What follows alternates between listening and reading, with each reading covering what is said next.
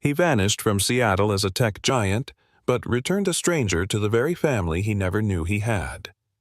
When James Harrison, a billionaire CEO, catches a glimpse of his ex-girlfriend and 3 identical boys outside a hospital, his world shatters. The boys are his sons, and no one told him.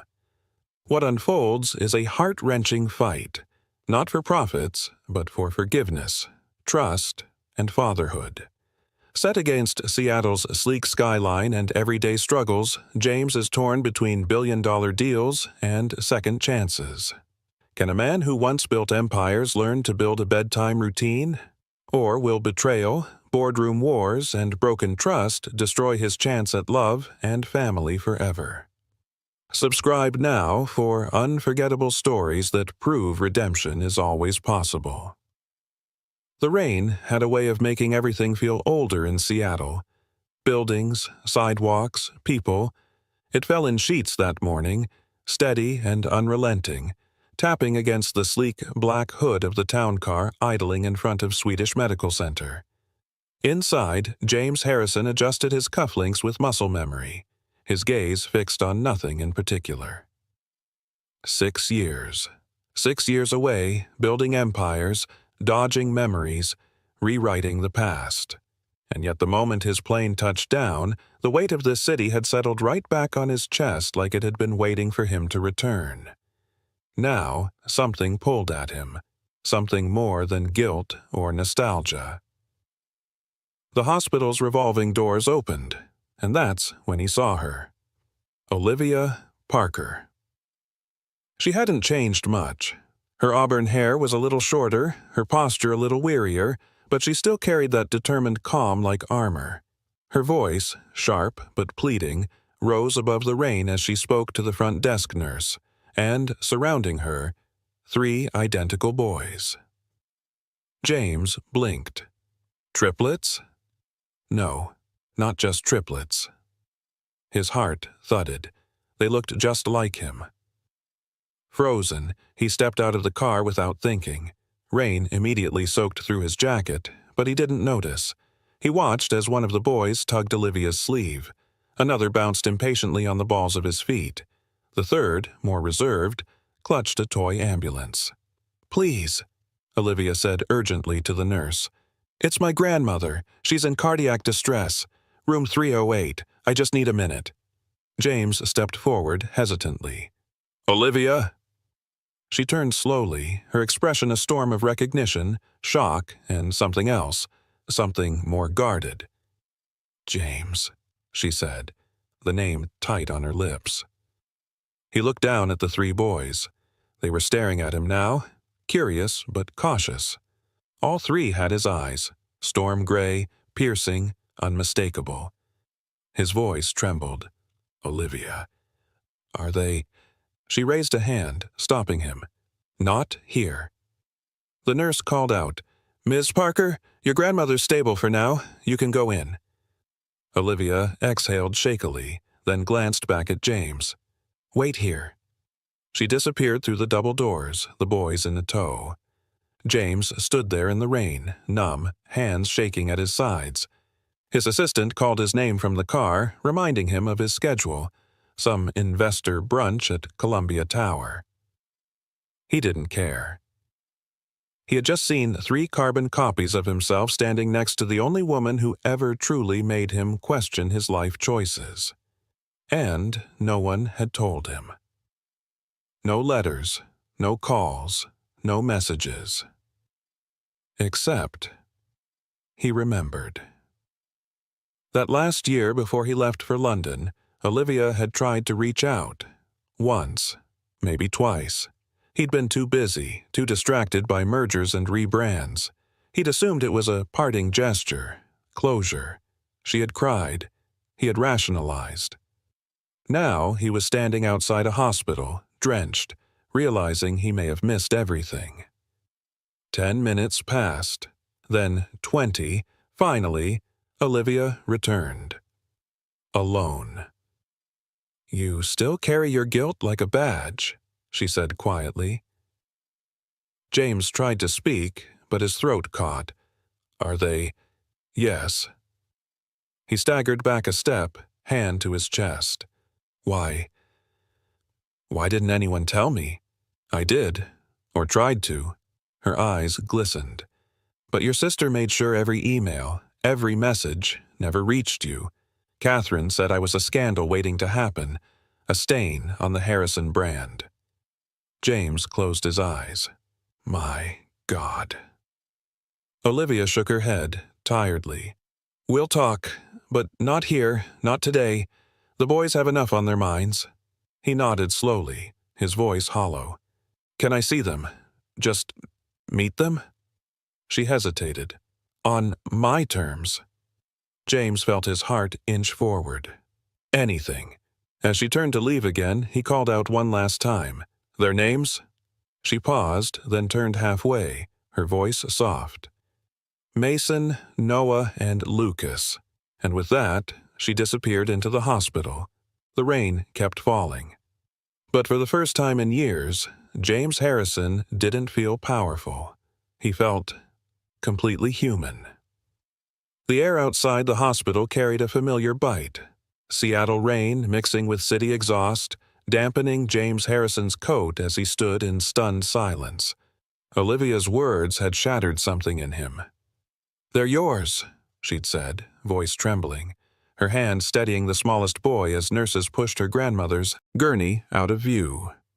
James followed her down the sidewalk, his mind racing. Mason, Noah, and Lucas, his sons. He remembered their names now, names from a letter he never received, words never read. Catherine's voice echoed in his memory. You need to focus. Olivia was a distraction. She's gone for good. Olivia, please, he said breathlessly, catching up to her at the parking structure. I didn't know. I swear to you. Not one word. She didn't look at him. She opened the van door, gently helping the boys climb in. Save it for someone who didn't spend the last 6 years raising 3 boys alone. The boys stared at him, curious but cautious. Mason's brow furrowed. Lucas clutched a toy car. Noah blinked behind round glasses, a book half clutched in his hand. I thought you were in Singapore, she said, finally meeting his eyes fierce with frustration. I wrote. I called. I even sent certified letters to your building. James felt the ground shift beneath him. I never got them. Of course you didn't, she said bitterly. Your sister made sure of that. Catherine. James gritted his teeth, his hands curling into fists. Of all the ruthless business decisions she'd made over the years, this personal sabotage, was unforgivable. I want to fix this, he said, quieter now, his voice heavy. Let me see them. Let me know them. Olivia stared at him for a long moment, assessing. Finally she spoke, her tone carefully even. You want to meet them? Fine, but on my terms. No press, no board members, no flashy entrances. You show up like a dad, not a billionaire. James nodded immediately, almost desperate. Anything you say. Tomorrow, she said. After school. We're in Ballard, corner house off 24th and 67th. Don't be late. As she climbed into the van and shut the door, James stood frozen. Through the fogged glass, Mason stared at him, then lifted a small hand in a hesitant wave. James raised his hand slowly in return, heart pounding. Back in his penthouse, the luxury of South Lake Union felt suffocating. He walked past cold white marble floors, untouched catering trays, and floor-to-ceiling windows that offered views but no comfort. He unlocked the bottom drawer of his study, the one he hadn't opened in years, and found it. The silver ribbon still wrapped tightly around a stack of letters marked Return to Sender. His name scrawled on every one, Olivia's handwriting. His fingers shook as he opened the top letter. Inside, the first ultrasound photo. 3 perfect circles, triplets. James sat down, eyes burning. Each letter revealed more. First steps, birthday parties, illnesses, nights without sleep. Her writing bled love and exhaustion in equal measure. The photos stabbed like glass. Noah in a cape made of a dish towel, Mason asleep in a cardboard rocket, Lucas holding Olivia's hand tightly, his eyes uncertain. By the third letter, James was crying. The next morning, James arrived in Ballard 15 minutes early, parked a block away, and walked up the street. Livia's home was modest, the paint fading on the trim. Toys lay scattered in the yard. A paper sign in the window read, "Be kind." He rang the bell, heart hammering. When the door opened, 3 boys stared up at him. Mason, arms crossed, Noah, clutching a book, Lucas, half hiding behind the curtain. Olivia stepped into view, expression unreadable. "You came," she said. James nodded slowly. "I came." The door creaked open wider as Olivia stepped aside, and the boys parted just enough to let James inside. He hesitated for a breath, feeling the weight of their stares. His polished shoes met the worn hardwood floors of a house that was clearly lived in. Warm, cluttered, imperfect in the most human way. "Take your shoes off," Olivia said gently, not unkindly. James did so without protest, lining them neatly by the door like the 3 tiny pairs already there. Mason led the way into the living room, a cautious general commanding his territory. Noah returned to a beanbag with a worn copy of the Phantom toll booth, while Lucas remained at the edge of the hallway, watching him through the safety of distance. "Can I sit?" James asked, unsure of protocol in this new world of Play-Doh, hand-me-down blankets, and faint crayon marks on the wall. Olivia nodded. "You wanted to meet them. This is them, unfiltered. No suits, no press releases." James sat on the couch, sinking slightly into cushions that had clearly survived more than one pillow. Fort collapse. He looked at his sons, truly looked, and marveled at how much of him he could already see. Mason's intensity, Noah's focus, Lucas's quiet, scanning eyes. Mason spoke first. "You're the guy from the hospital, the one Mom didn't want to talk to." James nodded carefully. "Yes, that's me. Are you our dad?" The room went still. Olivia flinched but didn't interrupt. "I think I am," James replied, his voice steady despite the tremor under it. "And if you'll let me, I'd like to get to know you." Noah looked up from his book, brow furrowed. "Why now?" James exhaled slowly, meeting each boy's gaze. "Because I didn't know before. Someone I trusted made sure I didn't. And that's my fault for believing them."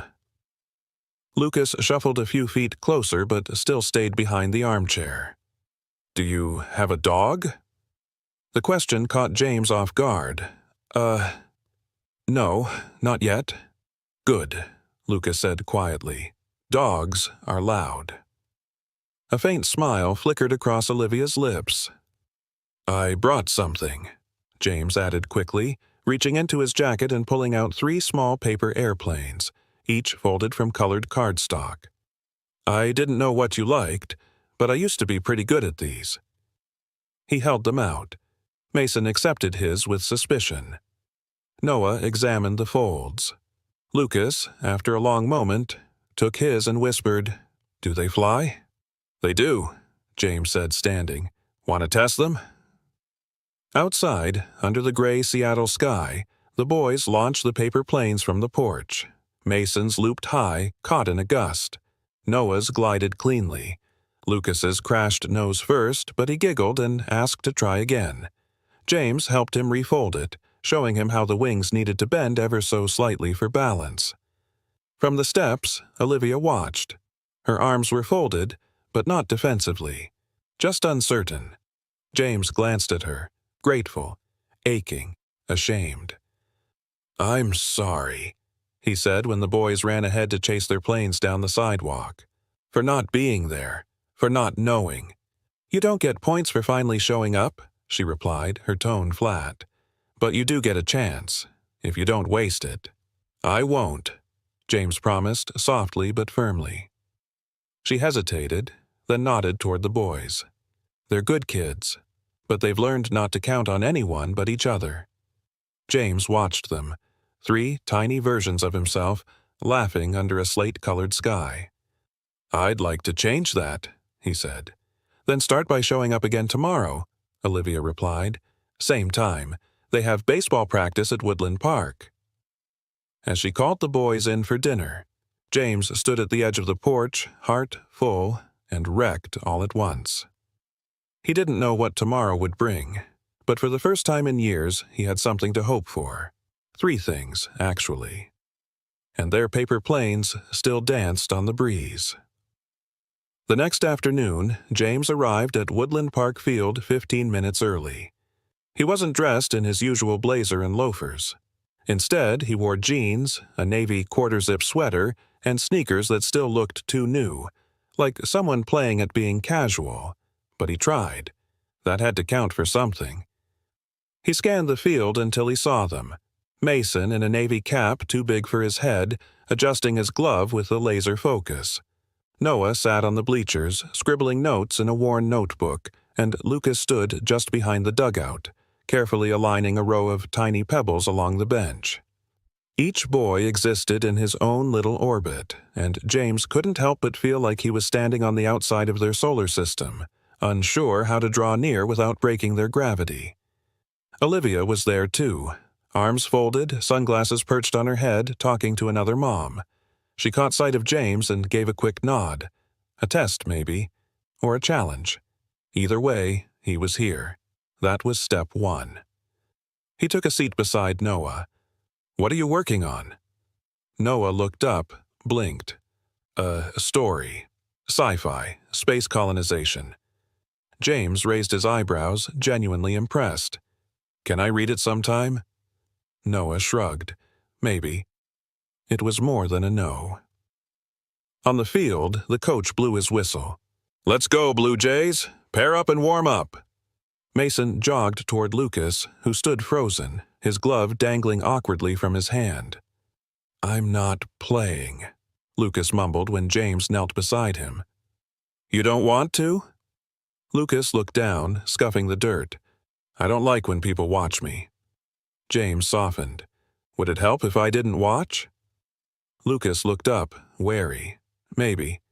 "I'll go get us some water then," James offered gently. "No pressure." It was enough. Lucas slowly joined his brothers, standing just close enough to Mason to feel safe.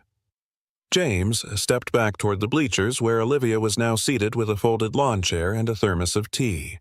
She handed him a spare bottle of water. "You passed," she said quietly, not looking at him.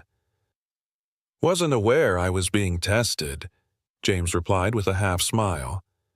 "Oh, you're being tested all the time." He took the water and sat beside her, eyes on the field. "You've done an amazing job with them." Olivia didn't speak for a moment. Then, "I did what I had to, not what I wanted." "You wanted us to be a family," James said softly. She gave him a sideways glance. "Don't do that." "Do what?" "Rewrite history with well-meaning nostalgia. You left. You stayed gone. That wasn't fate. That was a decision." He didn't argue. Couldn't. The game started. Mason played second base like his life depended on it. Focused, alert, all in. When a high pop fly came his way in the second inning, he darted under it, glove raised, heart pounding. The ball landed perfectly in the pocket and the crowd erupted in cheers. James jumped up before he realized it, clapping hard. "That's my boy!" Mason froze, then slowly turned, scanning the crowd. His eyes landed on James. Their gazes locked for a second, long enough for recognition, maybe pride. Then Mason turned back to his team, face flushed, but his posture taller. By the fourth inning, Lucas was sitting beside James, legs swinging under the bench. He'd never joined the game but had watched every play, silently chewing on the drawstring of his hoodie. "That one's Mason," Lucas said, pointing. "He doesn't like ketchup." James smiled. "Good to know." Noah reads in the bathtub. Mom makes him keep the book dry with a towel. That sounds smart. Lucas leaned in, voice low. I don't like loud places. Me neither. James replied sincerely. They make my head spin. Lucas considered this, then nodded slowly, as if deciding James wasn't entirely useless. When the game ended, Mason jogged over, breathing hard, sweat on his brow, eyes bright. Did you see my catch? James grinned. I did. You owned that field. Mason tried to hide his smile but couldn't. Noah joined them, slipping his notebook into his backpack. You still coming to the Mariners game next weekend? James asked carefully. Noah nodded. If you're not too busy. James's voice caught slightly. I'll always make time for this. Olivia walked over, towel in hand, handing it to Mason as she spoke to James. Don't make promises you're not ready to keep. I'm ready, James said, looking her straight in the eye. I missed too many yesterdays. I won't miss tomorrow. She studied him, uncertain. From behind her, Lucas tugged James's sleeve. You're okay, he said simply. James blinked back something sharp in his eyes. So, maybe, just maybe, he was. The following Saturday dawned clear and cold. Seattle's sky painted in shades of silver and promise. James stood at the entrance of the Pacific Science Center, juggling 3 Mariners tickets, a thermos of hot chocolate, and a heart that beat with unfamiliar nervousness. He hadn't been this anxious since pitching to Series B investors. But this wasn't about closing a deal. This was about being a father. Olivia pulled up in a weathered Toyota with peeling bumper stickers and mismatched hubcaps. Mason burst out first, Mariner's cap backward and glove tucked under one arm. Noah followed, holding a notebook and pencil, already scribbling. Lucas came last, slower, his hands shoved deep in the pockets of his too big hoodie. James opened his arms wide, trying to stay casual. Ready for some science before baseball? Noah blinked at him. You like science? James grinned. I love science, especially the kind with lasers. Lucas tilted his head. What about black holes? Terrifying, James said, and fascinating, kind of like parenting. That made Lucas snort, which by Lucas standards was a laugh. Inside the museum they wandered between exhibits, dinosaurs, molecules, deep-sea explorations. At the gravity simulator, James got flipped upside down, prompting actual giggles from all 3 boys.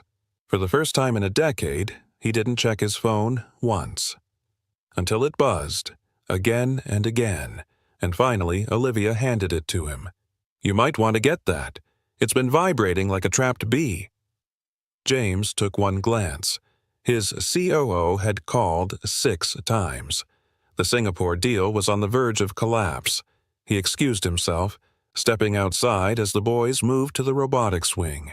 You can't just disappear during negotiations, his COO hissed through the line. You need to finalize now. James stared through the glass at Mason showing a younger kid how to calibrate a sensor. Push it to Monday, or don't. I'm not moving. James, I said I'm not moving. He hung up. Back inside, Lucas was staring at a robot arm, eyes wide. Do you think robots ever get tired? James crouched beside him. Not like we do, but maybe they get confused sometimes. Lucas nodded solemnly. I get confused a lot. James reached out, gently touching the boy's shoulder. Me too. Later that afternoon, outside the ballpark, the city pulsed with fans and color. Street performers danced, pretzel stands steamed, and the scent of roasted peanuts filled the air. James handed out tickets and took a breath. Front row, he announced. Close enough to catch foul balls. Mason's jaw dropped. Seriously? James smiled. Seriously. But just before the gates opened, Olivia pulled James aside, voice tight. Work's still chasing you. You keep looking at your phone. I turned it off. For now, she said. But that call back there? That's the same pattern, James, the one that ended us. His jaw clenched. "I'm trying, Olivia." "I know," she said quietly, "but trying's not the same as changing." Her words echoed even as they found their seats. So close to the field the players' cleats scraped audibly against the dirt. Mason was on his feet the whole first inning, yelling in perfect pitch with the crowd. Noah ate half a hot dog while outlining a novel. Lucas clutched his glove, watching everything, with quiet awe. By the fourth inning, James relaxed, until his phone buzzed again. Without thinking, he pulled it out, checked the screen, and froze. It was Catherine. "The Singapore investors want guarantees," her message read. "If you don't call back in 5, I'll assume you're out." James stuffed the phone back into his pocket, but not before Lucas saw. "You're leaving," he said flatly. "No, buddy, I'm here." Lucas narrowed his eyes. "You're like a ghost." "What?" "You're here, but you're not. You float around, say nice things, then disappear." James felt his throat tighten. "I'm trying to stay." Lucas turned away. "Mom doesn't float. She works double shifts and still makes breakfast." That hit like a line drive to the ribs. By the seventh inning, Mason caught a foul ball and James almost missed it, still staring at the dark screen in his hand. Mason held it up proudly anyway. "Did you see that, Dad?" James stood slowly. "I did." He clapped, just twice. The moment passed, fleeting, bruised. After the game, as Olivia buckled the boys into the car, she spoke without looking at him. "This is what I meant. You're trying, but the fracture's still there, and Lucas, he feels it more than anyone." James nodded slowly. "What do I do?" Olivia met his eyes, tired, but not unkind. "Don't answer that with words, James. Answer it by showing up when it hurts." The car pulled away. James remained, staring after the taillights long after they vanished. James hadn't slept much. The morning after the Mariners game, he sat on the edge of his sleek leather sofa, still wearing yesterday's blazer, the city skyline muted behind the windows of his penthouse. His phone lay silent beside a half-finished cup of coffee, but the weight of what wasn't being said crushed harder than any notification. Lucas's words haunted him. "You're like a ghost." By noon, James was back at Harrison Innovations headquarters in South Lake Union, stepping into the polished war room where his executive team waited, tight-lipped and anxious. A whiteboard listed final items for the Singapore expansion, a $300 million deal that could secure their place in the Asian market for a decade. "Gentlemen," James said, buttoning his jacket, "let's get this done." He almost meant it. The meeting was deep into cost modeling when his phone vibrated sharply in his pocket. He ignored it.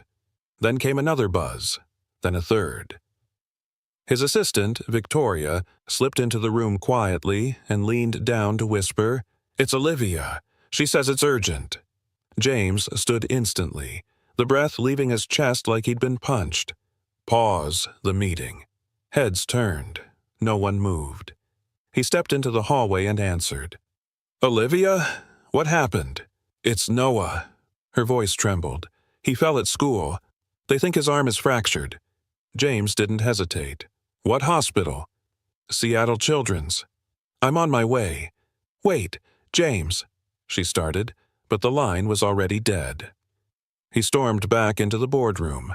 "I have to leave." "Leave," his CFO echoed. "We're mid-negotiation. My son's in the emergency room." There was a stunned silence. Someone coughed. Someone else looked down at their notes, unsure of protocol. "You have a responsibility?" began Catherine, who'd dialed in via video.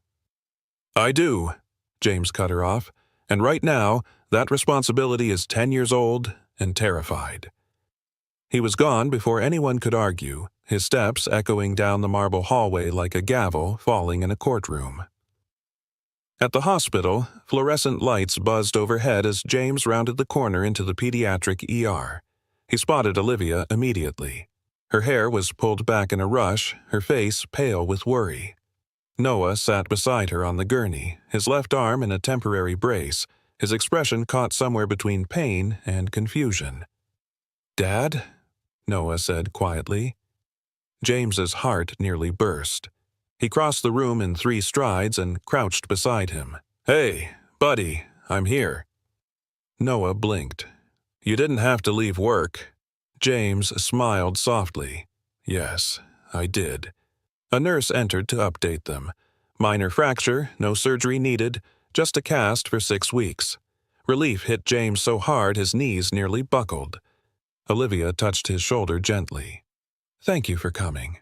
"I should have been here before you called," James admitted, eyes still on his son. "And every other time, too." They were discharged just before sunset. James insisted on carrying Noah, who half protested but didn't let go of his father's neck the whole walk to the car. Later that evening, back at Olivia's rental, the boys were asleep. Mason in his bunk, Lucas curled up at the end of Noah's bed with a flashlight. James sat at the kitchen table, staring into a mug of reheated coffee. Olivia stood across from him, arms folded. "You didn't even blink," she said. "I blinked," James whispered. "I just didn't let it stop me." She studied him. "You left a $300 million deal." He nodded. "There'll be other deals. There won't be another Noah." The words hung in the air like a vow. For the first time in years, Olivia smiled. At him, not the guarded, polite kind, but a smile with history behind it, with heartbreak, with fragile, tentative hope. James set his mug down. "I need to do more. Not just for the boys, for the people who work for me too. I've created a machine that chews people up in the name of progress. Maybe it's time I build something better." "You mean the company?" she asked. "I mean everything." That night, James returned to his penthouse, not to sleep, but to write. Not emails, a speech, a declaration. Because tomorrow, everything would change. James arrived at Harrison Innovations the next morning before sunrise. The glass walls of the South Lake Union headquarters reflected the first hints of daylight, but inside, his office was already lit. His fingers moved slowly over the keyboard, not with calculation, but conviction. He reread every word of the speech.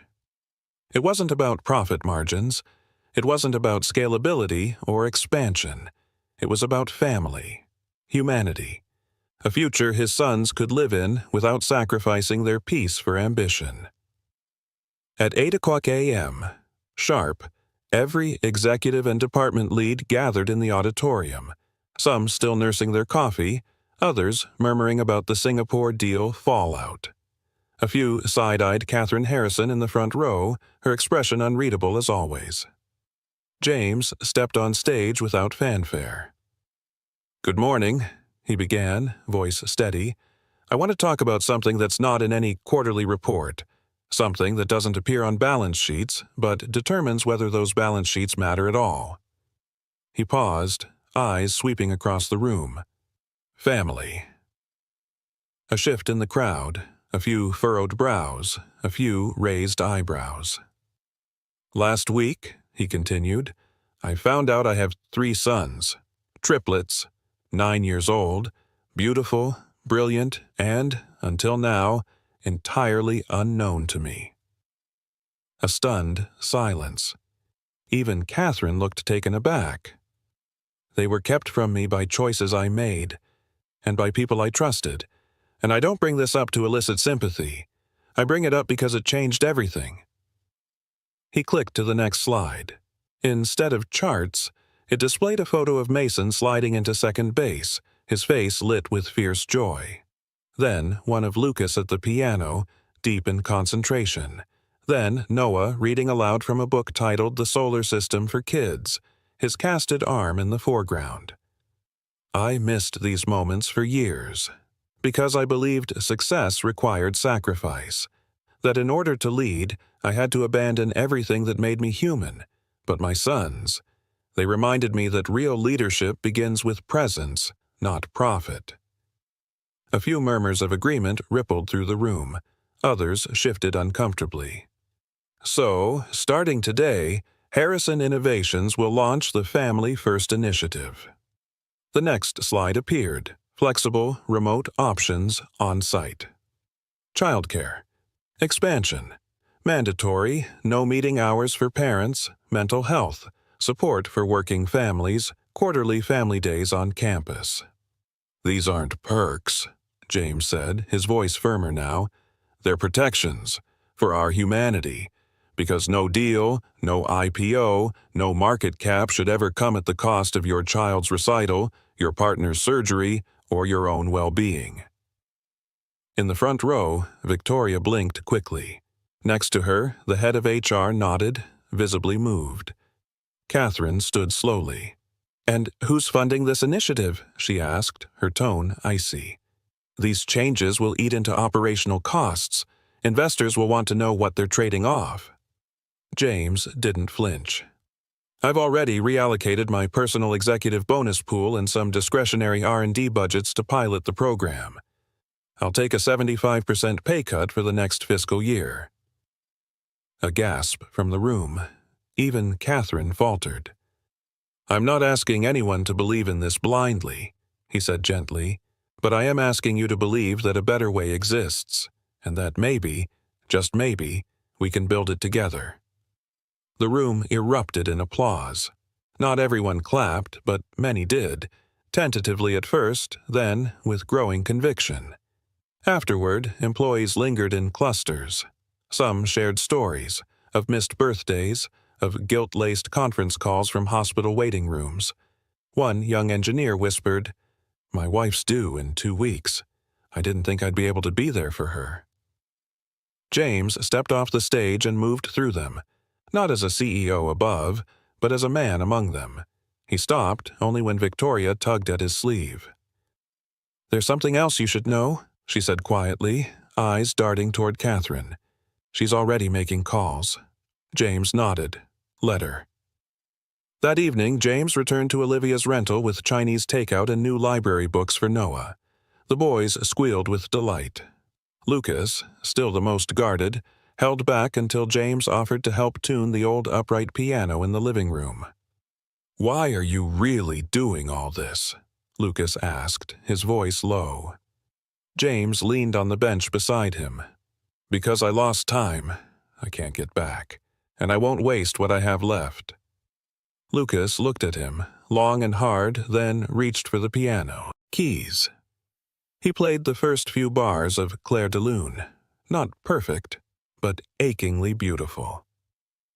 James smiled, letting the music fill the room and his heart.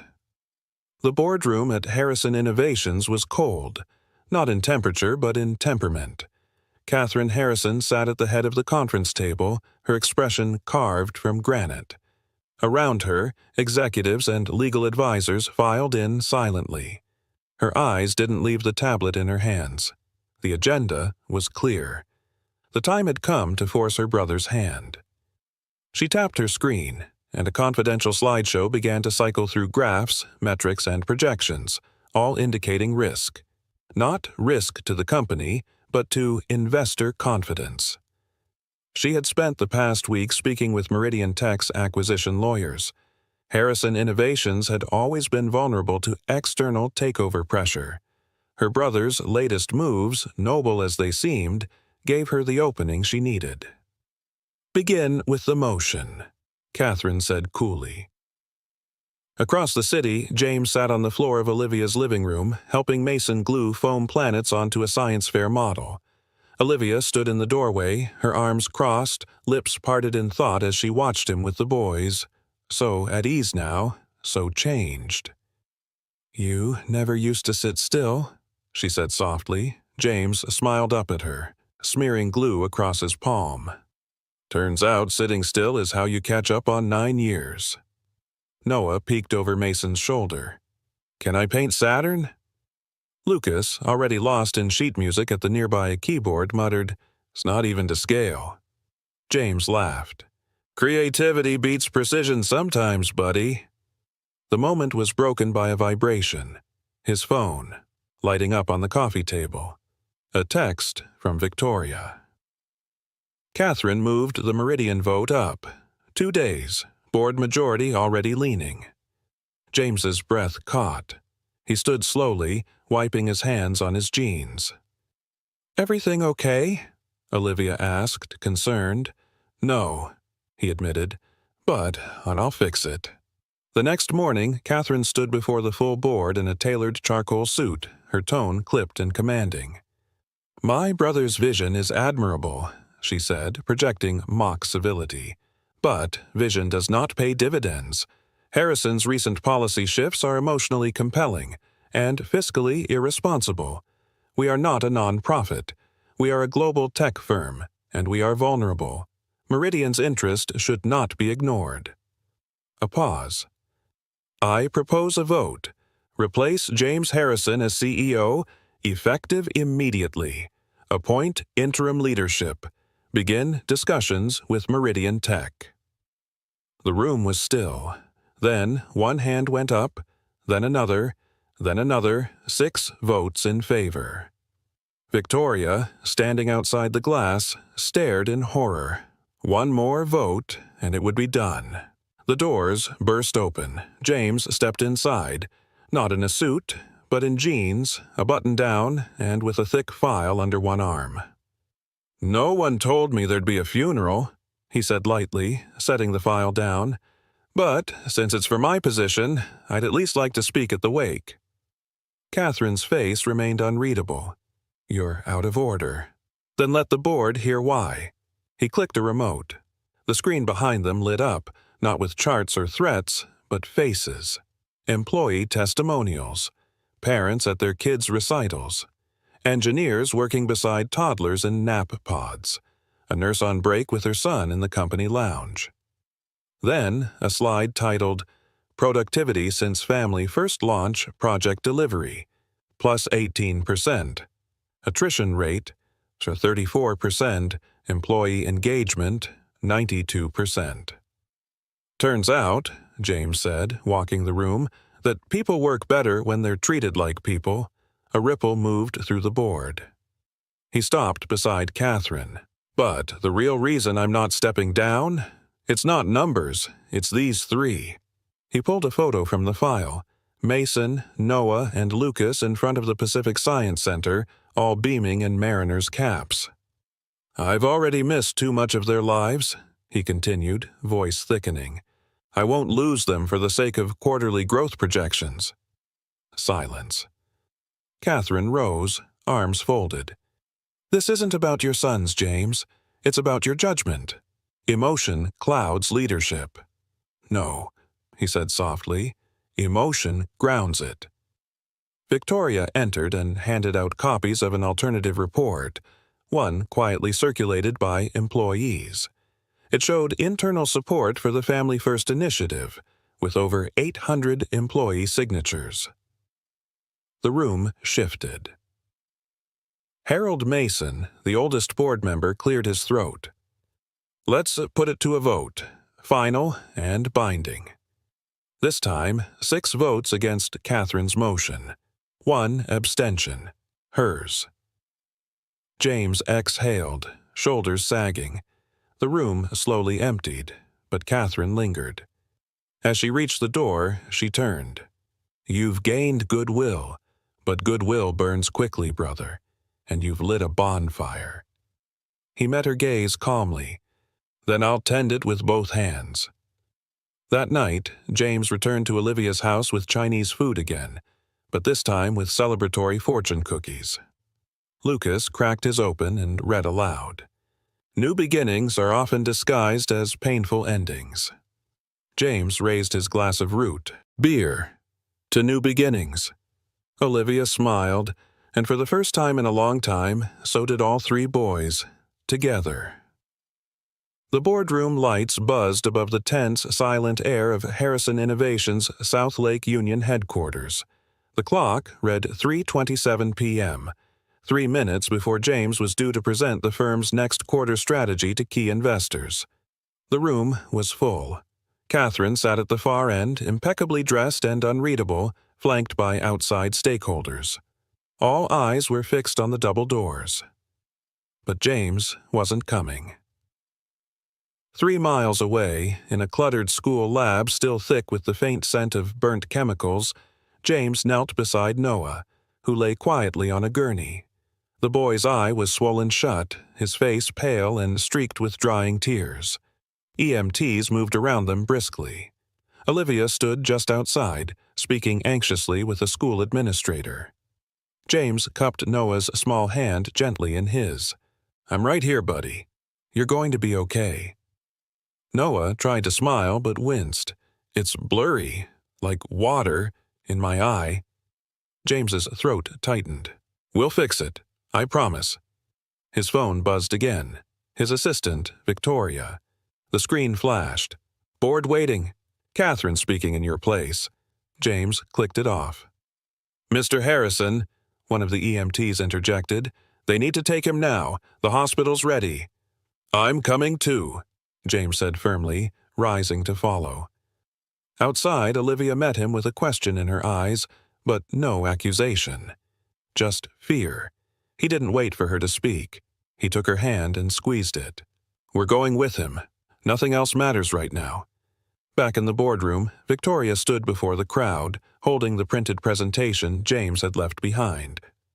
"Ladies and gentlemen," she began, her voice steady despite the undertow of anxiety, "James Harrison had a choice today between this boardroom and his child's hospital room. He chose his son." A murmur rippled through the room. "But before he left," she continued, lifting the packet, "he asked me to share his vision, a company where leaders are measured not just by profit, but by presence, where loyalty isn't demanded, but earned through humanity." Catherine's jaw twitched, but she said nothing. The investors exchanged wary glances. At Seattle Children's, James sat beside Noah's hospital bed. The nurses had bandaged his eye. They said the cornea wasn't fully damaged, but it would take days to know for sure. Olivia paced the room quietly, holding a cup of untouched coffee. "I messed everything up," Noah mumbled through the gauze. James leaned in. "No, sweetheart, you didn't. Accidents happen." "I shouldn't have leaned over the beaker." "You're a curious kid," James said, brushing a hand through Noah's hair. "That's not a flaw. That's your gift." Noah sniffled. "Did you miss your work stuff?" James paused. "Yeah, I missed a big meeting." Noah looked guilty. James smiled gently. "But I don't regret it, not even for a second. I used to think success was what happened in skyscrapers, but I was wrong. Success is this, being where I need to be, for you." Hours later, James sat in the dim hospital room, reading from one of Noah's favorite books. Olivia sat on the couch, exhausted, but watching him. Really watching him, as if trying to piece together the man he'd become. "You didn't have to come," she said softly. "You could have sent someone." James looked up from the book. "If I sent someone, then I wouldn't be a father. I'd be a brand." Her lips parted, almost in protest, but she said nothing. She only nodded, slowly, silently. That night, as nurses dimmed the lights and Noah finally dozed off, James stepped into the hallway to call Victoria. "How did it go?" he asked. There was a pause. "They're furious," she said honestly, "but some of them were moved. Catherine? She's pushing hard, wants an emergency vote next week." James sighed, rubbing his temples. "Let her push. I'm not backing down." "Then you'd better be ready to fight." "I already am," he said, looking back at the door behind which his son slept. "And I'm fighting for the right reasons this time." The morning light streamed through the floor-to-ceiling windows of Harrison Innovations' sleek South Lake Union boardroom, gilding the polished mahogany table where 12 executives and investors sat rigidly in their high-backed chairs. A palpable tension crackled in the air as they awaited James Harrison's return. Only Catherine remained composed, her impassive gaze fixed on the empty speaker's podium. Minutes ticked by. Investors began whispering among themselves. Some shifted nervously. Others tapped impatiently on tablets. The chairperson finally rapped the gavel. "Let's reconvene," she intoned. "Mr. Harrison?" At that moment, the massive doors swung open. James entered, not in the tailored suit they'd expect, but in a simple navy blazer over a crisp white shirt. No tie, shirt sleeves rolled up. His normally pristine loafers bore the faintest scuff. He looked both vulnerable and resolute, and every head swiveled to appraise him. Catherine's lips curved in a thin, almost imperceptible smile. The chairperson gestured for him to proceed. James stepped forward, his spine straight, voice steady yet charged with emotion. "Thank you all for waiting." He paused, letting the gravity of the moment settle. "Before we discuss tomorrow's projections, there's something you need to know." He placed a single photograph on the podium's glass surface, a candid snapshot of 3 boys, Mason, Noah, and Lucas, clustered around James at a Mariners game, eyes alight with wonder. A collective murmur rippled through the room. "These boys are my sons," James announced quietly but firmly. The silence that followed was profound, as if the walls themselves were absorbing the revelation. Catherine's expression flickered for the first time. An investor in the front row cleared her throat. "Forgive me, Mr. Harrison, but how—" She trailed off, searching for words. James inhaled compassionately. "They were born 9 years ago. I did not know of their existence until 2 months ago, when I returned home." He exhaled slowly. "Until then, their mother, and my ex-girlfriend, Olivia Parker, lived on her own with them. My sister, Catherine, intercepted every attempt at contact, insisting it was better for the company's image." A collective gasp floated up. Catherine's posture stiffened, her jaw clenched. James continued, voice wavering but unwavering. "I learned how fiercely Olivia protected them, how she struggled. I realized that my absence, my ambition, nearly cost me everything that truly matters." He slid a second photograph forward, one of Noah's arm, newly bandaged from the lab accident. "Last week, Noah was hurt at school. I walked away from a $300 million deal to rush to his side, and in this crisis, I discovered my real priorities." Behind James, Victoria exchanged a quick nod with Olivia, who had slipped in quietly for support.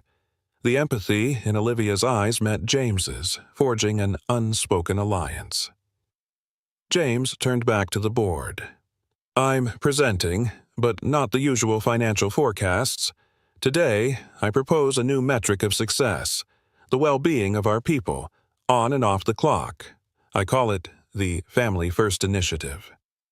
Murmurs swelled. Catherine's eyes narrowed, but some investors leaned forward, intrigued. James pressed on. "Remote flexibility, mandatory family leave options, on-campus childcare, policies that honor commitments outside of work as much as those within." He paused, scanning the room, gauging reactions. "Can we uphold these values while maintaining profitability? Absolutely, because companies that support their people perform better in the long run."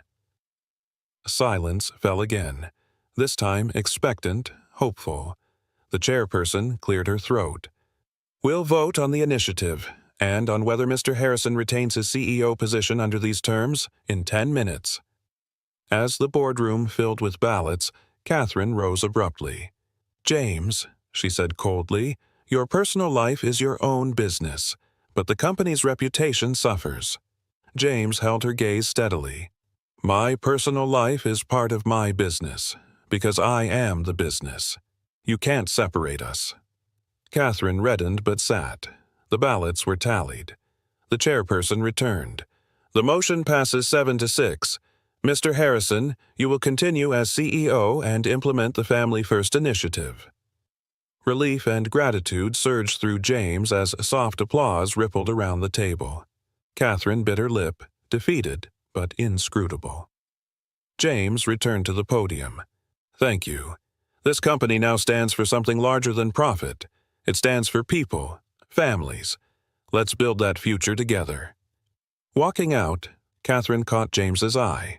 Her expression softened, just barely, as if acknowledging the new reality. James stepped into the hallway, where Olivia and the boys waited. Mason gasped and ran to hug him. Noah's bandaged arm brushed against his chest. Lucas, still shy, offered a tentative smile. James knelt, enveloping them all. "I'm here," he whispered fervently, "and I'm not going anywhere." As they walked out of the building together, hand in hand, the sun broke through the clouds above Lake Union, an unspoken promise of brighter days ahead. The late afternoon light filtered through the living room curtains of Olivia Parker's modest Ballard home, casting a warm glow over the room where Thomas Parker, Olivia's stern, silver-haired father, stood with his arms crossed. James Harrison entered beside Olivia, carrying a vegetable platter. The three identical boys, Mason, Noah, and Lucas, sat at the kitchen table, coloring in coloring books that bore smudges of crayon and hints of tears spent earlier in the day. Thomas's gaze was like steel, probing, skeptical, wary of the man who'd burst back into his daughter's life. Olivia stood protectively half a step in front of James, her features taut with both hope and anxiety. For months, she'd kept James at arm's length, yet here he was again, asking for Thomas's blessing. The air thrummed with unspoken tension. Thomas cleared his throat, his voice low and measured. "James Harrison," he began, addressing James by first and last name as though it were a formal summons. "I have questions." James set the platter gently on the counter, his movements careful and respectful. He met Thomas's gaze directly, though his heart thudded in his chest. "I know," he said quietly. "I want to answer them." Thomas nodded curtly and crossed to the table. "Why now?" His eyes flicked to the boys. "Why should I trust you after all these years?" James swallowed, summoning calm. "Because I'm here. I may not have been before, but I'm here now. I want to be their father, and I want to prove I deserve the chance." Only then did Thomas's steely veneer crack, and the room felt suddenly softer. Olivia exhaled, relief and apprehension mingling in her chest. Mason looked up, curiosity bright in his eyes. Noah blinked back against tears of earlier pain, and Lucas hugged his knees, watching intently. Thomas sat heavily, folding his hands. "I saw what you did at Seattle Children's, the way you dropped that deal to be with Noah when he was hurt." James nodded. "He's my son. He needed me." Thomas's lips quirked almost imperceptibly. "And Lucas, he asked you if work mattered more than family." He leaned forward, voice gentler. "He's perceptive. He reminds me of his mother." Olivia's eyes glistened.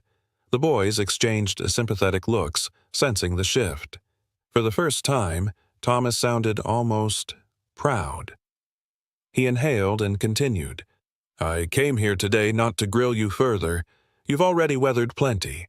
I came to see how my granddaughter and grandson see you." His gaze shifted to the children. Mason broke the silence. He stood, stepping toward James. "You took me to the Mariners game," he said, voice small but steady. "I never knew sitting in the front row could feel like flying." James knelt to Mason's level, hand warm on his shoulder. "I meant every minute," he said softly. Noah stood next. His arm still in a sling from the lab accident, he swallowed and said, "You stayed with me at the hospital when I was scared. You read me stories." James's throat tightened. "Of course, buddy." And then Lucas, usually reserved, shuffled forward, eyes bright. "You helped me practice piano. You showed me how to find the courage in a song."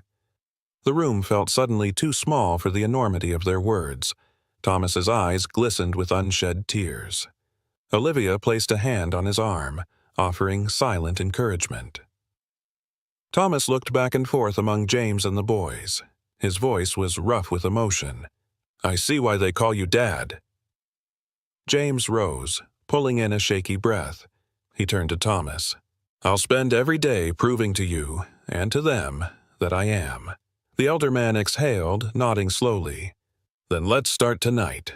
He gestured to the corner where family photos lined a makeshift mantel. Snapshots of Olivia and the boys through the years, moments captured in hardship and hope. Olivia crossed to her father, taking his hand. He lifted her fingers to his cheek, murmuring, "You've made our lives better, kiddo." His gaze swept to James with unexpected warmth. "Welcome to the family, James." At that tender declaration, James felt a weight lift from his shoulders. He looked to the boys, who beamed. In that living room filled with humble furniture and homemade memories, a silent accord had been forged. A once fractured family now bound by courage, forgiveness, and the promise of tomorrow. As the golden light faded into dusk, James paused by the window, watching Olivia tuck each boy into bed. Their laughter echoed down the hallway. Warm, safe, real. He caught Thomas's eye and offered a grateful nod. Thomas returned it with a small smirk that held more love than any words could express. And in that moment, James understood. Redemption was not won in the corporate boardrooms, but in the quiet, unguarded moments when a father simply showed up and stayed. In the towering glass conference room of Harrison Innovations' South Lake Union headquarters, tension crackled like static in the air. James Harrison sat at the head of the long mahogany table, his posture uncharacteristically rigid. All around him, the board members, investors, executives, Catherine Harrison among them, struggled to conceal their unease. The afternoon sun slanted through the floor-to-ceiling windows, illuminating James's stubbled jaw and the solemn determination in his eyes. Catherine, impeccably dressed in a charcoal gray pantsuit, cleared her throat. Her voice, cool and clipped, cut through the silence. "Gentlemen, ladies, thank you for convening on short notice. Our merger talks with Meridian Tech are at a critical juncture, and we face unprecedented shareholder pressure." She offered a tight smile. "Regrettably, Mr. Harrison's recent absences, leaving the company for personal matters, have alarmed our investors. They question our stability. We must consider a restructuring of leadership to restore confidence." A murmur rippled around the table. James's gut clenched. He glanced at Walter Dean, the hedge fund veteran and longtime ally who had backed James's family first initiative. Walter's brows were drawn, torn between loyalty and fiscal pragmatism. James inhaled, voice resonant and steady as he rose. "Before we discuss leadership changes," he began, "let's acknowledge why I've been absent. My sons, Mason, Noah, and Lucas, needed me. My responsibility as a father is not a liability, it's a testament to my character." Catherine's lips thinned. "With respect, James, investors see missed meetings. They see a CEO distracted by family matters. They see a CEO honoring his commitments," James interjected, his tone firm yet measured. "A leader who prioritizes people over profit. And you know as well as I do, Catherine, that engaged, motivated employees drive sustainable growth more than any quarterly target." He gestured to a stack of printed emails before him, the evidence of Meridian Tech's back-channel lobbying to unseat him. "I have proof that Meridian Tech has been courting board members since your explanations about my commitment. They promised higher dividends in exchange for my removal. That is a hostile takeover, pure and simple." The room fell deadly silent. Catherine's expression flickered. Surprise, then outrage. She leaned forward, voice acid. "You're accusing Meridian? And implicating me? Your own sister?" James met her gaze squarely. "I'm stating facts. Our fiduciary duty is to protect this company and our people. If you choose to align with outside interests seeking to undermine our values, that is your decision." At his words, a few board members exchanged uneasy glances. Walter cleared his throat. "James, the evidence is damning. Catherine, do you have anything to say?" Catherine's composed veneer cracked. Her voice wavered slightly, an uncommon vulnerability. I was acting in what I believed to be the company's best interests. The board demanded stability. She turned to the investors.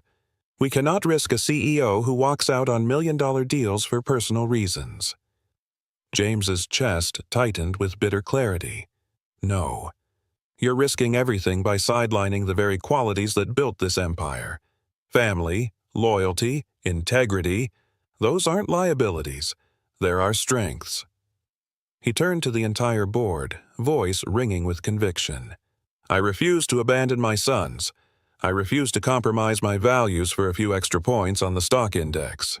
If you choose profits over people, so be it, but not on my watch. A tense hush blanketed the room. The investors shuffled papers, uncertain. Catherine sat back, her face pale and rigid. Finally, Walter Dean spoke, his tone thoughtful. I believe James has earned the right to this choice. Family First Initiative has driven record employee engagement metrics. Our long-term performance depends on sustainable leadership, not short-term appeasement. One by one, other board members nodded. The atmosphere shifted. Catherine's shoulders sagged as the vote was called. 8-4 in favor of James's continued leadership, with 2 abstentions. Catherine and 1 nervous investor aligned with Meridian. James exhaled a breath he hadn't realized he was holding. He straightened, voice soft but unwavering. Thank you. I will not let you, or my sons, down. Catherine rose, gathering her papers. Her gaze locked with James's for a fraction of a second, regret and sorrow flickering in her eyes, before she departed, heels clicking on the polished floor. As the door closed, James sank into his chair, relief and exhaustion mingling in his chest. Walter rested a hand on his shoulder. Well done, James. James managed a tired smile. It wasn't about the company. It was about my boys, and finally proving I would never leave them behind again. Outside the boardroom, the city skyline glittered with possibilities. James glanced at his phone, seeing a text from Olivia. Proud of you. Dinner's ready. He stood, determination renewed. The hostile forces might regroup, but he had shown the world, and his family, that some battles are worth fighting, no matter the cost. And, in that knowledge, he found a strength more powerful than any corporate strategy, the unwavering love of a father. James Harrison sat stiffly at the back of the cavernous ballroom, the vaulted ceiling of the Seattle Exchange Conference Center echoing with murmurs and polite applause. He located Catherine's empty chair. She'd been conspicuously absent after last week's boardroom showdown, and swallowed hard.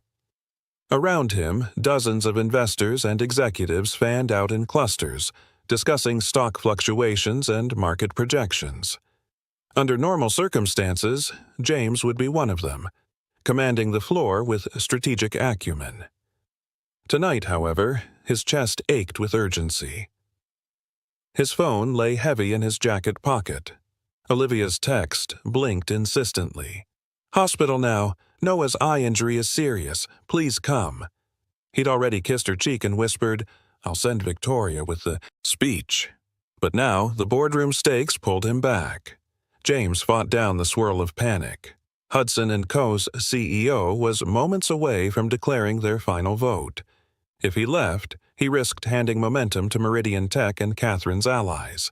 If he stayed, he'd betray the promise he'd just made to Olivia. That family came first. The lights dimmed as the moderator stepped to the podium.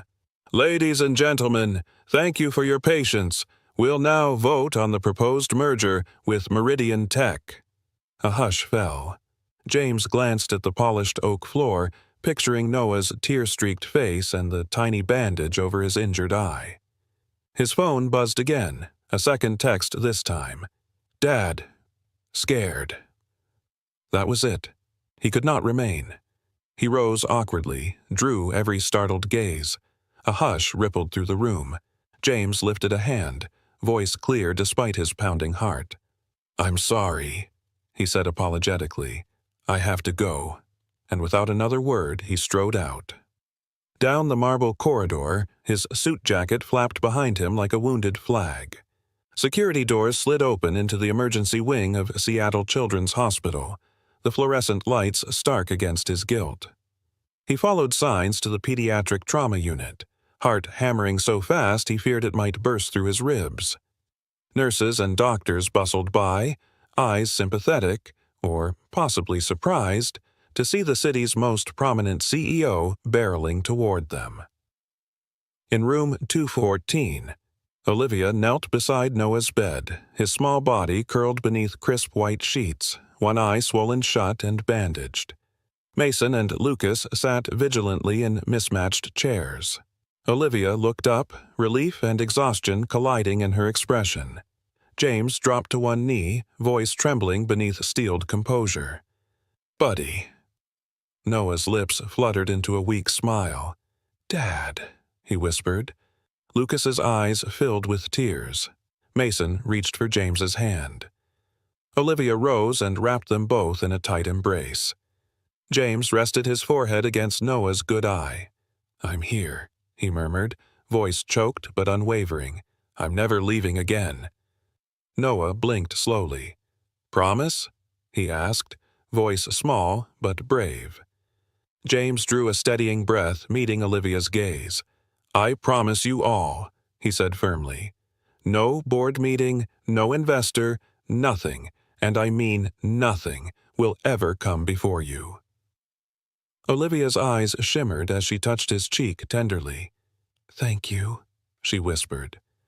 For a spell, they simply held each other, father, mother, sons, anchored by a bond that no corporate intrigue could sever. Outside, the clock ticked toward the shareholder vote. Inside, time stood still. Near midnight, James finally released Noah's hand. He peeked at his phone. A flurry of missed calls, messages blinking. He silenced it without checking the outcome. He turned back to his family. "Let's get you settled," he said gently. "Tomorrow, I'll take you all to the new campus in Bellevue. We'll have breakfast on the rooftop garden." Noah's eye crinkled in a genuine smile. "Can I play in the music room?" Lucas piped up. "And I want to see the robotics lab," Mason added eagerly. Pride and love swelled in James's chest, banishing every shard of regret. That night, James slept in a plastic reclining chair next to Noah's bed. Olivia curled around Lucas, and Mason softly read stories from his iPad. All four boys slept soundly. James stared at the pale ceiling, hands clasped as if in prayer. He did not know whether he'd been ousted or reaffirmed. It no longer mattered. The dim hallway light filtered through the window, illuminating the family portrait he'd carry in his heart forever. When morning's first rays crept across the linoleum floor, James rose quietly. He pressed a fingertip to each sleeping forehead, whispering blessings. Then he slipped out, determined to face whatever corporate fallout awaited him, with the certainty that he had chosen love over power, and in doing so, reclaimed the very purpose that had been missing from his life. And in that firm resolve, James Harrison found the true measure of leadership, standing by his family, come what may. Sunlight filtered through the glass atrium of the newly inaugurated Harrison Family Campus, casting soft patterns across the polished terrazzo floor.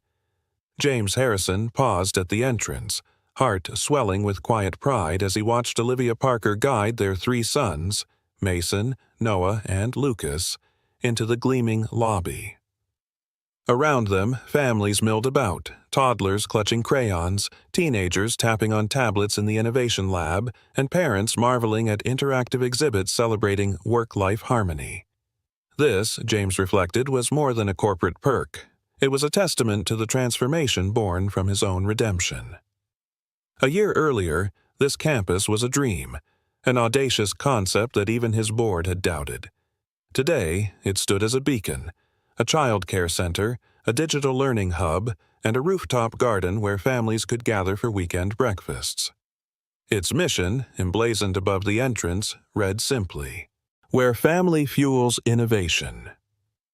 As media crews fanned out, capturing ribbon-cutting photos, James slipped his arm around Olivia's waist.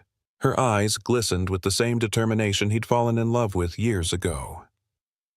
"Remember when I almost missed Noah's recital because of work?" he murmured, voice tenderly reflective. Olivia smiled, her hand finding his. "I remember worrying you'd miss more than just recitals. But look at you now, leading our sons here, not boardrooms." Mason, clutching his baseball cap, tugged at James's sleeve. "Dad, can we see the robotics lab first?" His older brother's request brimmed with excitement. No longer the guarded child who once read alone in bleachers, Mason now thrived in environments where curiosity sparked collaboration. James ruffled Mason's hair affectionately. "Lead the way, champ." They strolled past a wall of digital art, each piece designed by local students. Noah paused before an interactive display showcasing his own piano performance from last spring, his hands moving gracefully across a virtual keyboard. Lucas, meanwhile, was fixated on a model of the campus's green roof, a miniature ecosystem powering hydroponic gardens below. James's heart warmed at how each boy found a piece of himself reflected here. As they reached the robotics lab, Emily Chen, James's former systems engineer and co-founder of the campus project, greeted them with an enthusiastic wave. "James, Olivia, you made it." She turned to the boys. "Welcome to the future of innovation." Delicately, she guided them to a workbench where 6 small robots awaited assembly. "Today, you'll build your own bots to compete next month." Olivia glanced at James, misty with emotion. "I still can't believe how far we've come." James's gaze traced back to the central atrium where a large video screen displayed ticker tape of Harrison Innovations stock climbing steadily. Catherine Harrison's takeover attempt had crumbled under public admiration for his family-first leadership, and investors now lauded the company's human-centric approach. They settled into lab stools, toolkits spread before them. As Mason deftly connected sensors to a chassis, Noah input code sequences on a touchscreen, and Lucas calibrated motor speeds, Olivia watched her family's unity flourish. James knelt beside Lucas. "Need a hand with that gear?" he asked softly. Lucas nodded, eyes bright with trust. "Thanks, Dad." Moments later, the robots whirred to life, zipping across a mini arena. Mason's bot performed a perfect lap, Noah's negotiated obstacles intelligently, and Lucas's, designed for speed, soared ahead. Emily clapped exuberantly. "Incredible work, you 3. Your names will be on the leaderboard soon." Just then, Catherine emerged from the glass-walled CEO office. Her expression was composed, but her eyes betrayed relief. She approached James and Olivia, extending her hand. "Congratulations," she said sincerely. "You've created something extraordinary." James accepted the gesture, recognizing the humility it took. Inside the CEO suite's observation deck, press and dignitaries gathered. James and Olivia joined them, the boys trailing sheepishly behind. Governor Reynolds was waiting to address the crowd. He stepped forward, voice resonant with admiration. What began as a personal journey for James Harrison has blossomed into a model for corporate America. By putting family at the heart of innovation, he has shown that compassion and profitability need not be mutually exclusive. The audience erupted in applause. James turned to his family, feeling Olivia's hand squeeze his. He caught the boys' gazes, bright with pride and a touch of mischief. Lucas mouthed, "We did it, Dad." James's throat tightened with emotion. Later, as the celebration shifted to the rooftop garden, James led Olivia to a quiet corner overlooking the city skyline. Below, the campus's solar panels gleamed. Beyond, Elliott Bay sparkled under a clear blue sky. He reached into his jacket pocket and withdrew a small velvet box. Olivia's breath caught. Opening it, he revealed a ring whose intertwined bands echoed the wooden latticework of the garden arch. The centerpiece, a sparkling lattice of diamonds, formed the shape of a family tree. "Olivia Parker," he began, voice steady despite its richness with feeling, These past 12 months have taught me that love is our greatest legacy. Will you marry me again? This time, officially as my partner in life and family?" Tears of joy welled in Olivia's eyes. The boys gathered around, cheering. Mason whooped. Noah clapped solemnly. Lucas threw his arms around his mother's legs. Olivia knelt, embraced James, and whispered, "Yes, yes, 1,000 times yes." Amid laughter and happy tears, James slipped the ring onto her finger. He lifted her into his arms, spinning her slightly as the campus bells chimed in the distance. Their sons raced to join them, forming a circle of light. 4 hearts bound by redemption, unity, and an unbreakable promise. At last, James Harrison realized that true success wasn't measured in quarterly earnings, but in the warmth of family bonds and the shared dreams they built together. Today, surrounded by laughter and love, he embraced not only his sons and his bride-to-be, but the extraordinary future that awaited them all.